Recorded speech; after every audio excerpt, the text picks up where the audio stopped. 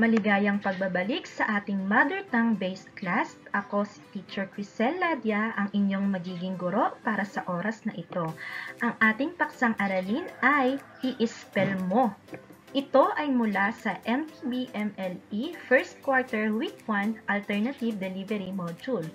Huwag kalimutang mag-subscribe at mag-like sa ating YouTube channel at huwag rin kalimutang i-turn on ang notification bell para maging updated sa ating mga video lessons. Please share our video para na rin mabahagi natin ang ating kaalaman at huwag kalimutang mag-drop ng comments para sa inyong mga katanungan sa ating aralin. Para sa ating paksang aralin, ang ating layunin ay makasusulat ng salitang may wastong pagbabaybay mula sa mga mababasang seleksyon. Bago natin simulan ang ating talakayan, subukan muna nating sagutin ang gawain na ito. Para sa panuto, basahin at piliin ang salitang may wastong pagbabaybay. Isulat ang iyong sagot sa papel o sa kwaderno.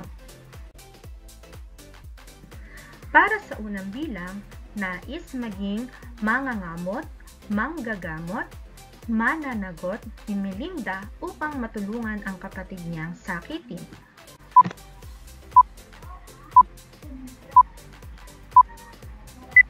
Ang wastong sagot ay manggagamot. Para sa susunod na bilang, nagbayanihan ang mga manggagawa, ngumangawa, ngangawa sa pabrika upang mapadali ang kanilang trabaho.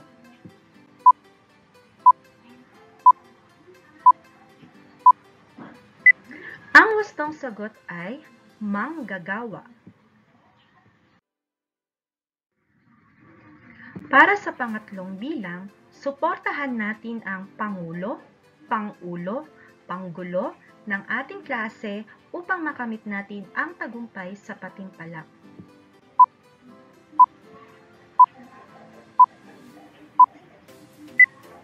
Ang wastong sagot ay Pangulo. Para sa ikaapat na bilang, nagustuhan ni Amanda ang disenyo ng bago niyang bag.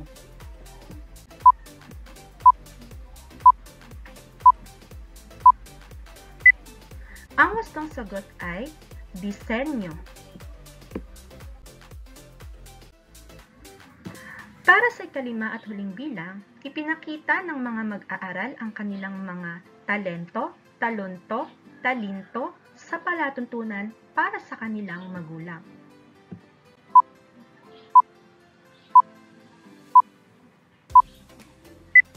Ang sagot ay talento. Ngayong nasubukan na natin ang kaalaman ninyo sa ating aralin, ipagpatuloy natin ang ating talakayan. Kilalanin natin ang ating bagong aralin. Naranasan mo na bang makakita ng mga salita na magkatulad ang baybay o spelling pero magkaiba ang bigkas at kahulugan? Bakit nga ba mahalagang alamin ang wastong baybay ng mga salita? Tara, sabay nating alamin ang kahalagahan kung bakit dapat itong pag-aralan. Ating basahin at unawain ang kwentong may pamagat na Talento na isinulat ni Lumen A. Villegas. Mapagbigay ang Diyos. Binigyan niya tayo ng talento at kakayahan upang gamitin ito at kasiyahan ng lahat. Iba't iba ang talentong ipinagkaloob sa atin. Si June ay magaling umawit habang si Glacie naman ay magaling sumayaw. Samantala, si Rachel ay isang magaling magluto habang si Rolly ay magaling sa pag-aayos ng mga bagay. Ang iba naman sa atin ay magaling magpinta, sumulat, at gumawa ng mga kakaibang disenyo sa hardin. Iba't iba man ang talentong ipinagkaloob sa atin, ito ay gamitin natin sa mabuti at makabuluhang paraan. Dahil natapos na nating basahin ang maikling kwento, sagutin naman natin ang mga katanungan tungkol dito. Una, Tungkol saan ang binasa mo? Ang maaaring kasagutan ay, ang aking binasa ay tungkol sa mga talento na ipinagkaloob sa atin ng Diyos. Pangalawa, sino ang mapagbigay? Ang ating sagot, ang Diyos ang mapagbigay. Para sa ikatlong bilang, ano-ano ang ipinagkaloob sa mga bata? Ang ating sagot, ang iba't ibang talento ang ipinagkaloob sa mga bata. At ang panghuling tanong, ito ay tanong para sa inyong sarili. Walang tama o mali. Ikaw ba ay may angking talento rin? Paano mo ito pinahahalagahan? Sagutin mo ito sa iyong sarili. Paano mo ba pinahahalagaan ang iyong talento? Ipagpatuloy natin. Tingnan ang mga salita sa hanay. Talento, umawit, ikaligaya, hardin, sumayaw, karpintero, disenyo, magpinta, at makabuluhan. Ang mga salitang nasa loob ng kahon ay mula sa seleksyong iyong binasa. Pumili ng 5 salita at isulat ito ng may wastong baybay. Isulat ang iyong sagot sa papel o sa kwaderno. Sa pagkakataong ito mga bata, pipili tayo ng 5 salita at ito ang gagamitin natin para alamin kung paano ang paraan ng pagbabaybay. Gamitin natin ang ating mga napiling salita para sa ating pag-aaral ng pagbabaybay. Halimbawa, karpintero. Ating baybayin, K, A, R, P, I, N, T, E, R, O. Karpintero. Pangalawa, hardin. H, A, R, D, I, N. Hardin. Pangatlo, disenyo. Ating baybayin, D, I, S, E, N, Y, O. Disenyo. Tandaan mga bata na sa ating pagbabaybay o pag-spell, dapat ay bigkasin muna ng buo ang salita at bigkasin ng bawat letra na bumubuo dito. Matapos bigkasin ng bawat letra ng kumpleto na bumubuo dito, ay bigkasin muli ang kumpletong salita para maiwasan ang pagkalito at maiparating natin ng malinaw ang mga salita na ating binabaybay o ini-spell. Gamit ang pangunahing kaalaman na tinalakay natin tungkol sa pagbabaybay, subukan nating sagutan ang pagyamanin. Para sa panuto, piliin ang salitang may wastong baybay sa loob ng panaklong.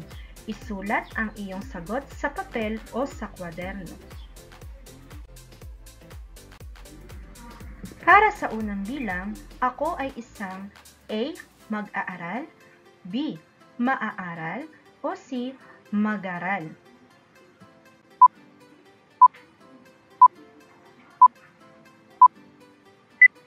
Ang wastong sagot ay titik A. Mag-aaral. Para sa ikalawang bilang, siya ay A. Gumuguhit, B. Gumuguhit, o C. Gumuguhit ng eroplano.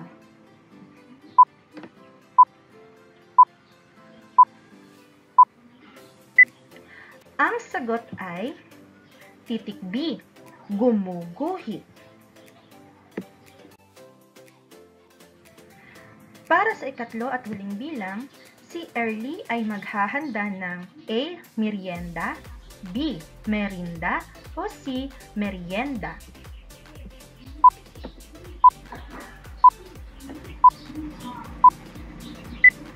Ang wastong sagot ay titik A. Merienda. Nakuha nyo ba ang mga tamang sagot para sa ating pangunahing gawain? Ngayon, sundan na natin ito ng ating talakayan para sa karagdagang kaalaman sa ating paksang aralin. Ano-ano ang mahahalagang impormasyon na dapat nating tandaan tungkol sa ating paksang aralin ngayon? Una, dapat nating tandaan na ang pagbilang ng pantig ay nakakatulong upang maisulat ng maayos at wasto ang baybay ng salita. Upang maisulat ang wastong baybay ng mga salita, kailangan mong basahin ng paulit-ulit ang pangungusap, unawaing mabuti ang pangungusap, tandaan ang bilang ng pantig sa bawat salita, at isulat ng maayos ang salita. Yan ang hindi dapat malimutan tungkol sa ating paksang aralin.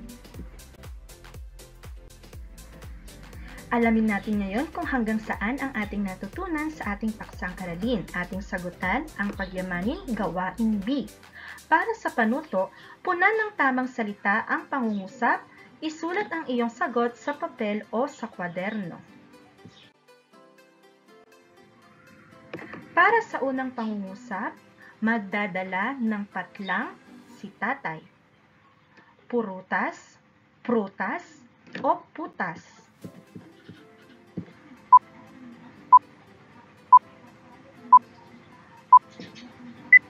Ang tamang sagot ay prutas.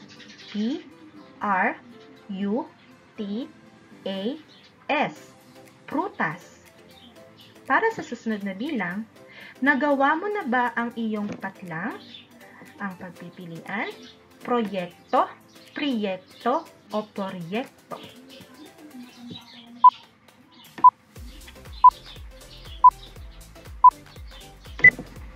Ang gustong sagot ay proyekto.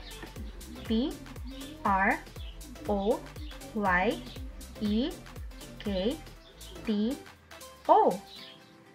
Nasagutan nyo ba ng wasto ang ating dalawang katanungan?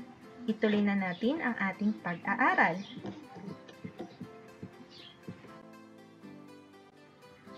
Ngayon ay sagutan natin ang tayahin. Para sa panuto, basahin at unawaing mabuti ang tanong sa loob ng kahon.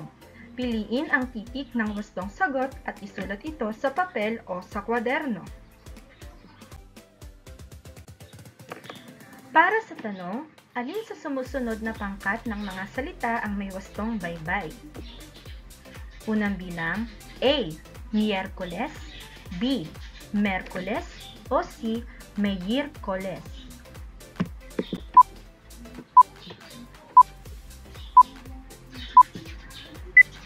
Ang wastong sagot ay titik A. Miyerkules. M-I-Y-E-R-K-U-L-E-S.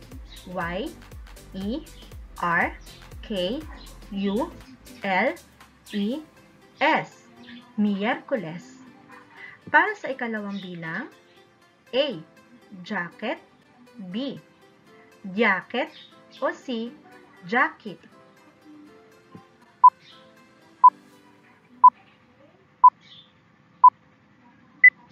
Ang wastong sagot ay titik B.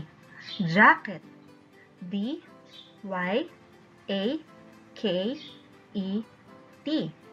Jacket. Para sa ikatlong bilang, A. Disyembre, B. Desyembre, o C. Desyembre.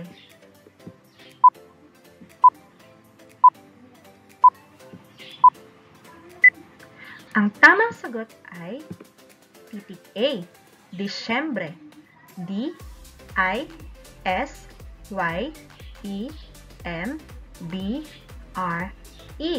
Disyembre.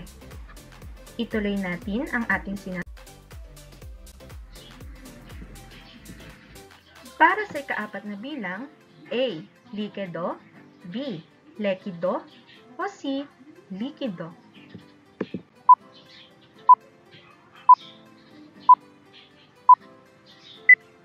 Ang wastong sagot ay titik C. Likido. Para sa huling bilang, A. Leather, B. Leader, C. Leader.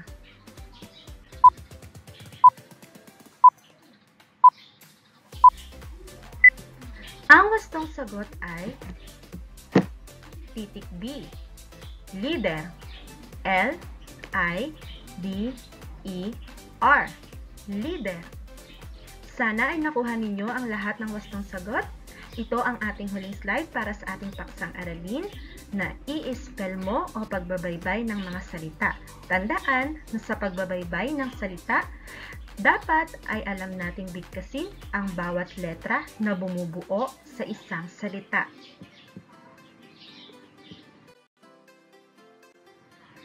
Dito na nagtatapos ang ating paksang aralin sa oras na ito. Muli, maraming salamat.